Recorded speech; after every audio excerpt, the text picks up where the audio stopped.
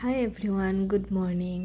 আজি হৈছে মোৰ 25 days চেলেঞ্জৰ 23rd ডে আৰু আজি ৰাতিপুৱা মই বনাব লৈছোঁ দালি, মচুৰ দালি বনালোঁ। ঘৰত পিয়াজো নাছিলে, মই পাহৰি গ'লোঁ আৰু লগতে অমলেট বনালোঁ। পিয়াজ যিহেতু নাছিলে গতিকে পাঁচফোৰণ আৰু জিৰা দি পেলাই মই যেন তেনকৈ দালিটো তেল মাৰি ল'লোঁ। কালাৰটো দেখোন কিবা বেলেগহে হ'লগৈ নাজানো আৰু। অফিচৰ পৰা আহি মই অলপ এক্সাৰচাইজ কৰিলোঁ কাৰণ মৰ্ণিং কৰা হোৱা নাছিলে। 3 দিন কৰা নাই ন, যেন তেনকৈ 20 মিনিটছ কৰিব পাৰিলোঁ।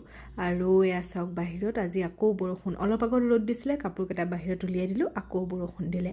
আৰু সেয়া কৰি মেলি গা পা ধুই আহি মই এয়া চাকিও জ্বলাই ল'লোঁ। আজি ৰাতিপুৱা চাকি জ্বলোৱা নাছিলোঁ কাৰণ ৰাতিপুৱা বহুত লৰালৰি হৈছিলে, সেইকাৰণে জাষ্ট ভাতটো বনাই লৈ গ'লোঁ। আৰু ৰাতিপুৱা ঘৰো মোৰ চাফা কৰিবলৈ টাইম নাছিলে, সেইকাৰণে অফিচৰ পৰা আহি ঘৰ চাফা কৰি চাকি জ্বলাই ল'লোঁ। আজি আনিছিলোঁ আম, এতিয়া এইটো খাম।